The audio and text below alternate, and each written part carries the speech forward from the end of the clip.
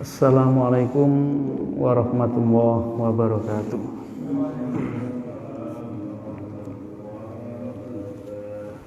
Bismillahirrahmanirrahim. Alhamdulillahirabbil alamin. Alhamdulillah alladzi anzala sakinah fi qulubil mu'minin liyazdadu imanan ma'a imanihim. Assalatu wassalamu ala Rasulillah sayyidil anbiya'i wal mursalin nabiyina Muhammadin wa ala alihi wa ashabihi wa man tabi'ahum bi ihsanin ila yaumiddin. Rabbi shrah li sadri wa yassir li amri wahlul 'uqdatam min lisani yafqahu qawli. Rabbana zidna ilma warzuqna fahma waj'alna min ibadikas sholihin. Amin. Bapak Ibu dan sekalian jamaah subuh Masjid An-Nur yang dirahmati Allah.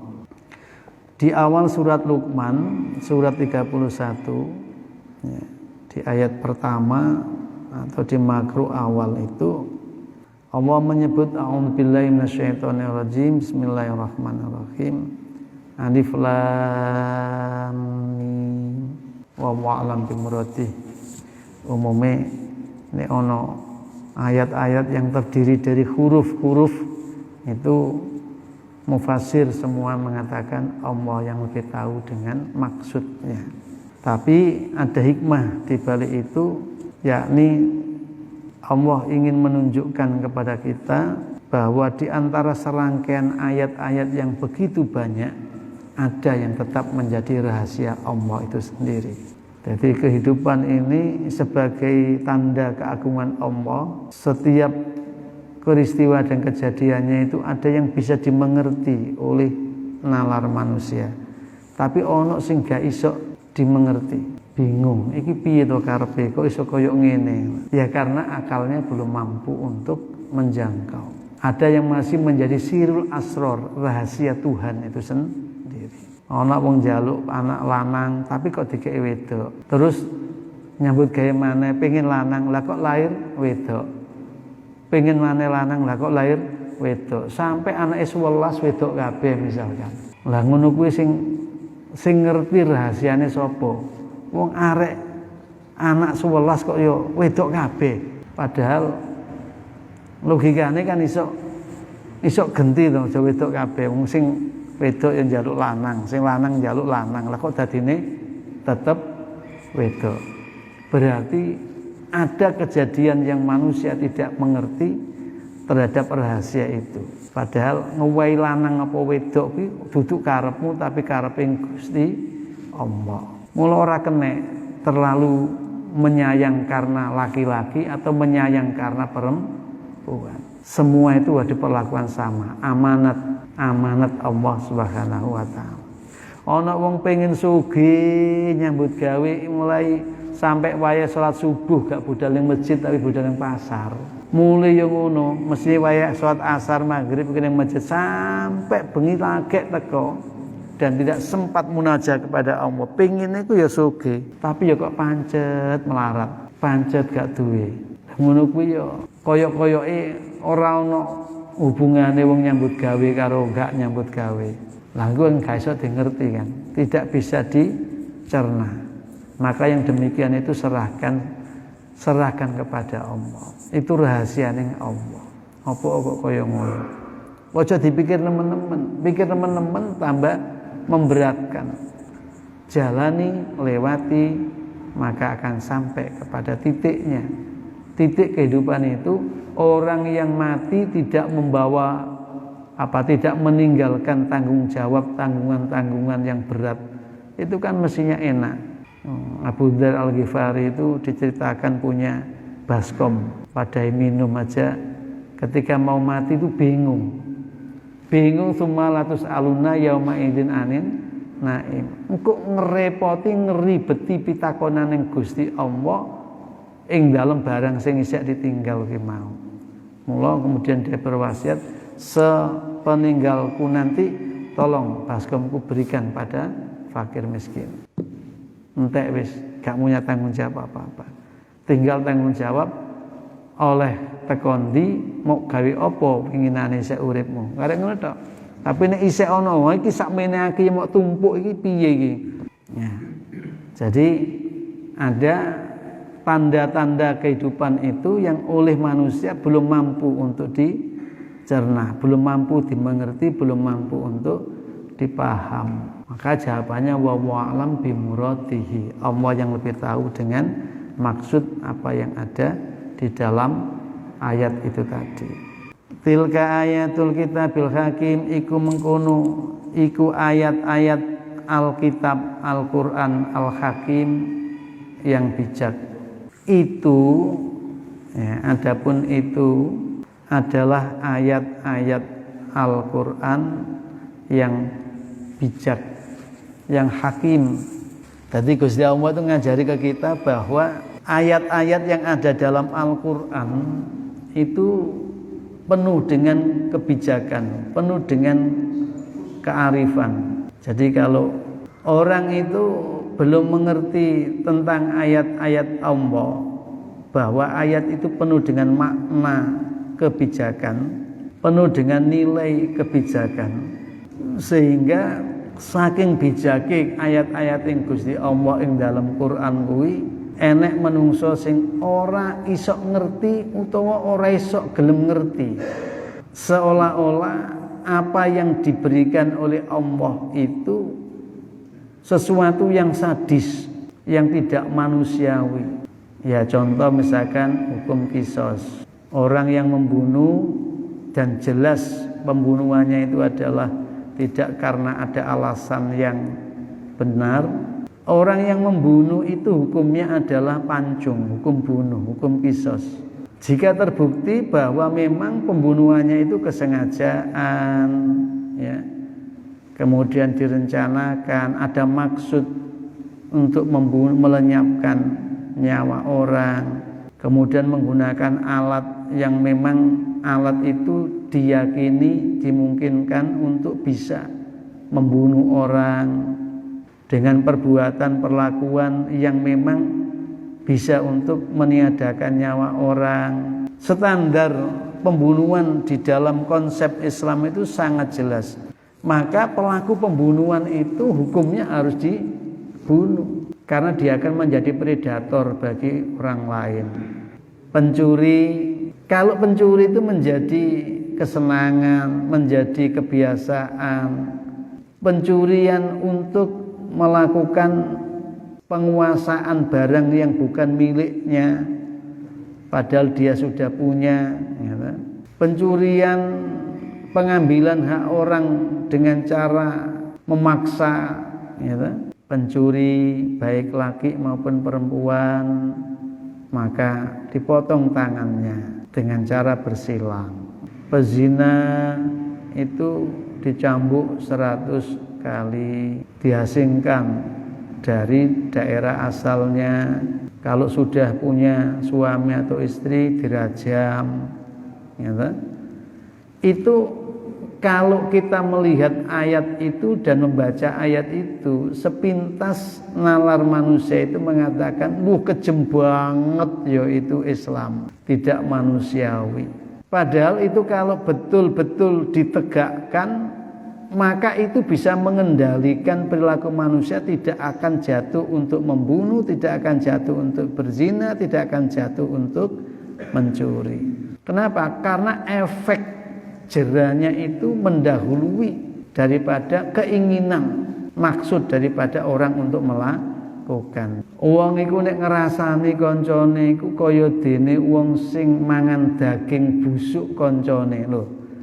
Itu kan suatu norma yang apabila digambarkan oleh pelaku atau orang yang ingin mengerjakan aja sudah mengerikan, ya.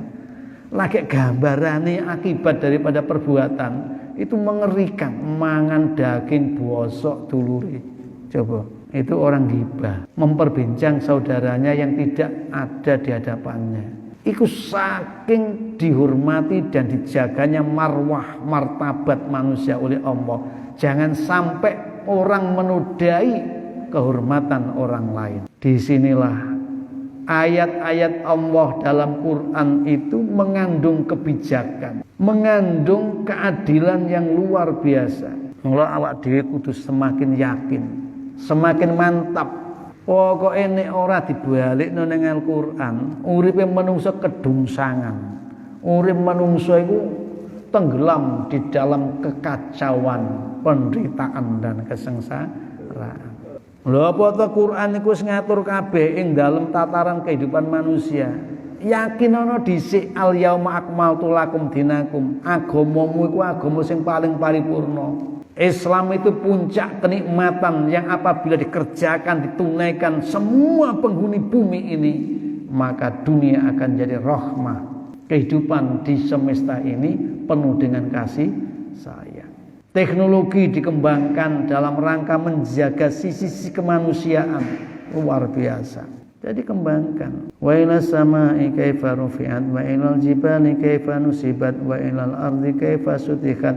Yang punya kapasitas untuk fokus bagaimana langit itu bisa ditinggikan seperti ini. Langit punya karakter apa? Coba dilihat di dalam Al-Qur'an.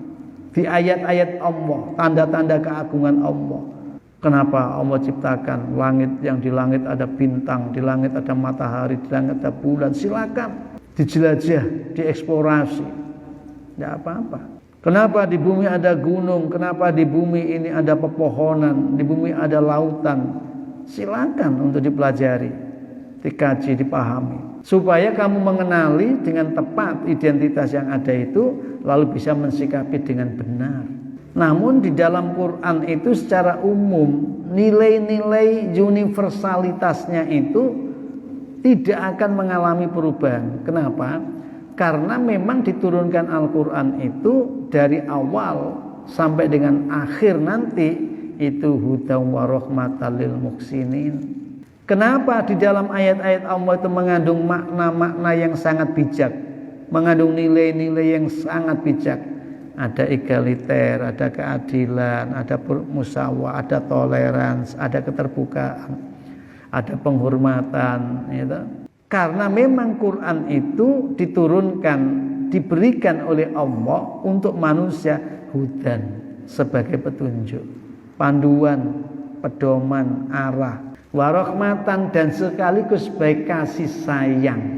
Coba, bukan hanya petunjuk, bukan hanya pedoman, bukan hanya panduan yang mesti diikuti, tetapi di dalam ketaatan menjunjung tinggi menegakkan nilai-nilai yang ada, aturan yang ada dalam Quran. Rahmatan itu rahmah, itu kasih sayang Allah bagi kehidupan manusia. Jadi umpama Gusti Allah gak ngedukne Quran, jadi hidupnya manusia itu seperti si buta di tengah kegelapan malam, kemudian dia tidak berjalan, meraba pun tidak mampu, pasti dia akan tabrak sana tabrak sini. Ketika Allah menurunkan Al-Quran, hudan, panduan, kamu harus ke arah barat, kamu harus ke arah kiri, harus ke arah kanan. Di kiri itu hati-hati, di kanan itu hati-hati, di depan itu hati-hati. Semua itu diberitahukan, yang dulu, yang sedang, dan yang akan. Coba, Allah memberitahukan dulu ada masalah seperti ini, wahai manusia saat ini. Sekarang kau lagi menggeluti dunia seperti ini, dan esok kamu akan ketemu dengan kondisi yang seperti ini. Jadi seolah-olah menjadi kitab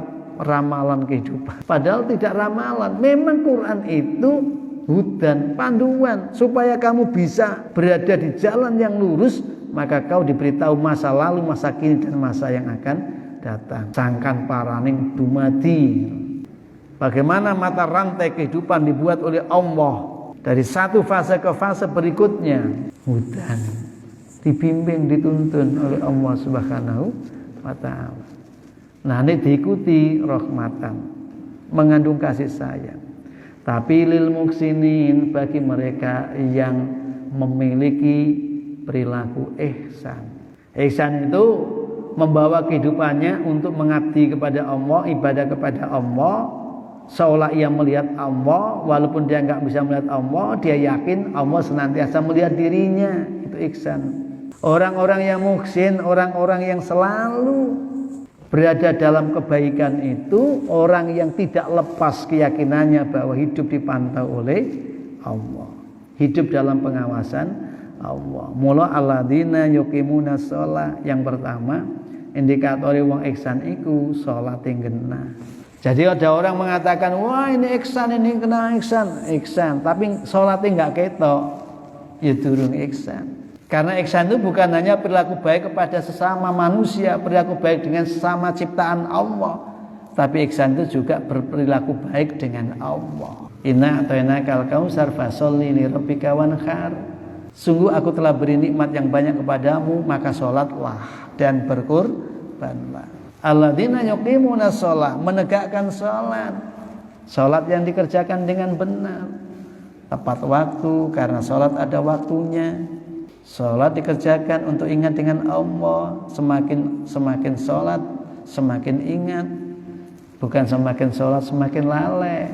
Sholat itu sebagai perisai diri, mencegah perbuatan keji dan mungkar. Setelah sholat punya kekebalan diri, integritas yang semakin kuat. Terhadap yang mungkar dia akan terhindar, terhadap yang bagus dia akan terus bisa istiqomah. Irka'u wasjudu la'alakum waf'alul khairu la'alakum tuflihun. Rukuk sujudnya mendorong dia selalu berbuat kebaikan menuju dalam kemenangan. Hayya 'alas shalah, hayya 'alal falah, menuju salat untuk mendapat kemenangan. Orang yang ihsan itu salatnya bagus. Wa yutuna zakata, diikuti dengan mengeluarkan zakat, mau berbagi dengan orang lain. Zakatnya dikeluarkan, khudz min amwalihim shadaqatan, diambil dari harta mereka itu sebagai sedekah, sebagai zakat. Tutahhirukum wa tuzakkihim biha, untuk mensucikan terhadap harta yang ia punya dan untuk membersihkan jiwa mereka. Jadi ada korelasi, wong tambah sugih durung karuan tambah apik. Kenapa? Karena kekayaan itu bisa menanamkan kebakhilan. Kekayaan itu bisa menanamkan kecongkakan, kesombongan. Wa bil akhirati hum yuqinun, wa hum, dan mereka bil akhirati dengan kehidupan akhir. Akhirat itu yuqinun, yakin betul. Tandane wong yakin nek kehidupan akhirat itu ada dan dia fokus kepada akhirat, maka semua pikiran, sikap lakunya tertunduk pada akhiratnya. Sapa wonge sing pengin uripe tenang, ya kudu jangkauan perilakunya adalah akhirat. Ya, fa idza faraqta fansab wa ila rabbika farghab, gitu ya. Jadi wis to, wong iki jadi jenuh, wong iki jadi males, soalnya kreativitas dan inovasi hidupnya enggak ada. Kenapa enggak ada? Karena dia sudah kehilangan spirit. Spirit apa? Spirit bahwa manusia diberi cipta karsa karya manusia, itu diberi oleh Allah agar dia bisa melakukan tindakan-tindakan yang menuju kepada pengabdian kepadanya, ubudiyah kepadanya, dan kekhalifahan di muka bumi itu. Dan insya Allah nanti coba kita akan kaji secara khusus di pertemuan berikutnya. Ingatkan saya, jadi strategi setan dalam rangka untuk menghancurkan anak Adam sehingga bahagia, senang berada dalam kemaksiatan Tuhan. Terima kasih. Kurang lebihnya mohon maaf. Saya kira assalamualaikum warahmatullahi wabarakatuh.